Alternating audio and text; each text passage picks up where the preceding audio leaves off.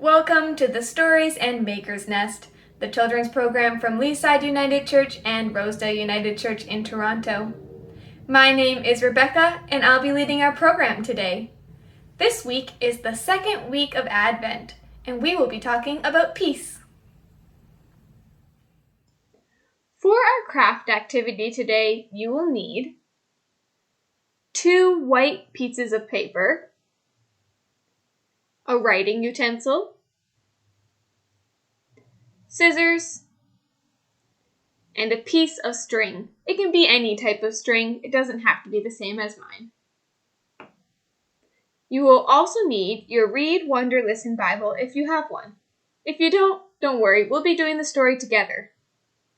If you're watching this video on YouTube, you can take this moment to pause the video, collect everything that you'll need for your craft, and then come back here and start it up again when you're ready. We start by lighting the Christ candle to remind us that God is with us here in this space, the God of hope, peace, joy, and love. In Advent, there are also special candles that we light for the 4 weeks leading up to Christmas. Last week, we lit the candle of hope. This week, we light the candle of peace, and as we do so, may we remember the peace that God brings to our lives.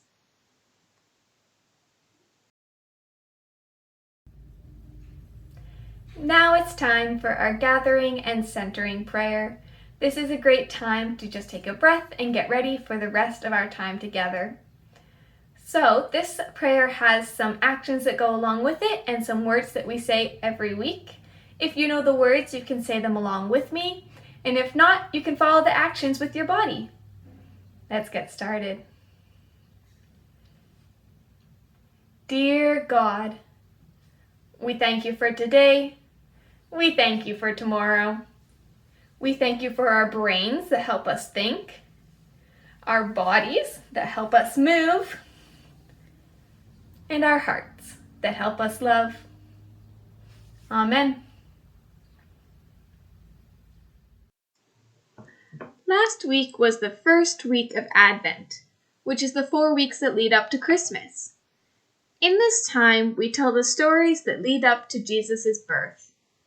This week, we hear a very special story about Mary, who is Jesus' mother, learning that she is pregnant. Let's take a look. Mary is surprised. Page 144 from the Read, Wonder, Listen Bible. Mary had grown up in Nazareth. She knew everyone and they knew her. Now that she was engaged to marry Joseph, a local carpenter, Mary imagined she would never leave. Her life would unfold in a familiar and predictable way. She was wrong. Mary was making bread when the strange visitor appeared. One moment she was kneading dough and daydreaming about her wedding. The next moment she was shocked to find she was no longer alone. Someone was standing over her. His robes fluttered in the breeze. "Greetings, Mary," the visitor said. "Don't be afraid. God is with you. You are going to have a baby.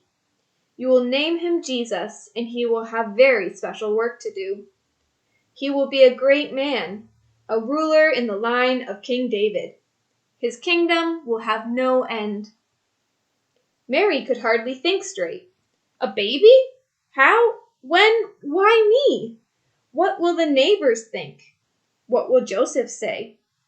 But all she could blurt out was, "How can this be? I'm not even married yet." "The God who breathes light into all things will breathe this new life into you," the visitor replied. Then the messenger told Mary the good news about her cousin, Elizabeth. Although Mary was afraid, she chose to trust that God was doing something special through her. But she still needed comfort and help, so she went to see Elizabeth. This is the second week of Advent, where we talk about peace. What do you think peace means?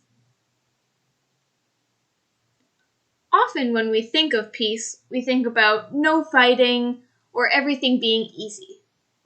But in the Bible, peace means something a bit different. Jesus talks a lot about peace. But his peace isn't having no troubles at all. It's how God can bring us peace during our troubles.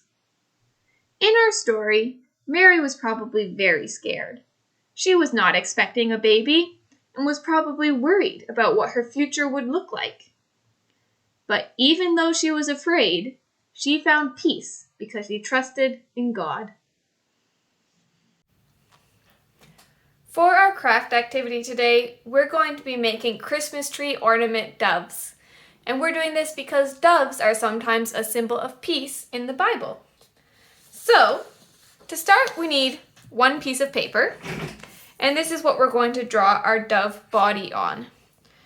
So if you want, you can follow along with me and just draw this freehand. Or if you think it's a little too difficult for you to draw, I have a template that I've attached below in the description of the video, and you can download that template and follow that along as well. But to make it freehand, we need a beak, and then you kind of curve in, and then do a big swoop down for the body, and then up again until you're about there. And then for the top of the head, we do a little bulge like a head. And then we put our body back going pretty straight. And we connect these two lines into a little tail at the end. And that's our dove body. So like I said, if you want to draw it just like I did, that's totally fine. And you can draw it however you would like. Or if you think that's a little difficult, you can find the template and we can do it that way as well. Once you have a dove, either from your template or from drawing it, we want to cut this out. So I'm just going to give it a cut.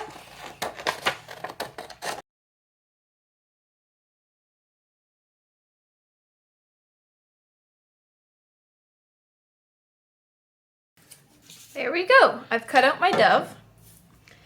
And now we have to make the wings. So to start with the wings, I'm going to make a line across the back here, and I'm going to make it about the size of the first joint of my thumb, but you might make it a bit longer if your thumbs are smaller than mine. And that's just approximate, it doesn't have to be perfect. But what we're going to do is we're going to put our wings through this for a 3D effect. So, to cut out the hole, just to put the wings through, you fold the birdie over a little bit, and then you can snip on this line. And this maneuver is a little difficult because your fingers might get in there. So if you're a bit younger, you can ask an adult to help you out, and that is totally all right. Asking for help is really cool. And there we go. Now we're ready to make our wings. So we can put our dove body aside and take our second piece of paper that we haven't used yet. And we're going to do something called an accordion fold, where we're going to take it and we're going to fold it up just a little bit, about the same amount as we cut our wing. This cut that we made here is only about that long, and that's about how high up we're going to fold it. And once you have the first fold, you flip the whole paper over and then fold it again to that same amount. And you fold it and flip it and fold it and flip it until the whole paper has been done. So fold, I'll do a fold, and then I'll flip. There.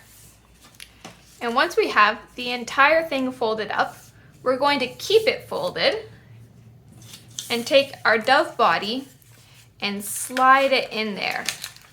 So I don't know if you can see what I'm doing, but I'm taking the corner and putting it in there and pulling it through. And if the cut that you made on your dove isn't quite wide enough, you can just use your scissors to make it slightly wider. But we're going to pull this through until it is halfway.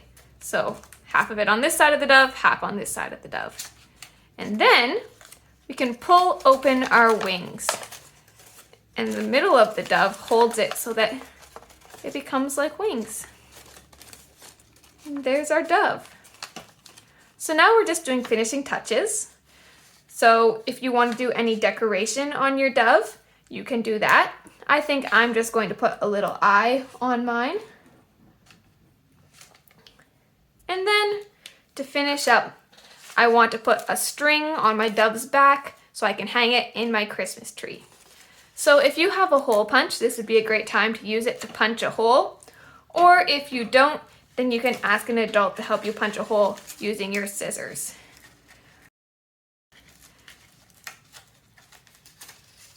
There we go. And with that hole, I'm going to take my string. I'm going to take quite a big piece, I think, and cut that off. And then I'm going to thread that through the hole that I created and tie a knot.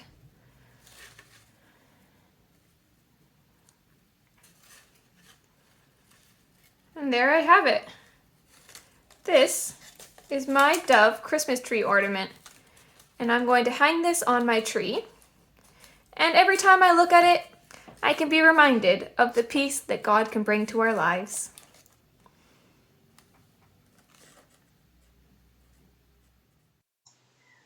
As we leave our time together today, may we give thanks for Jesus, who taught us about the peace God can bring us in the good times and in the times of troubles. Amen.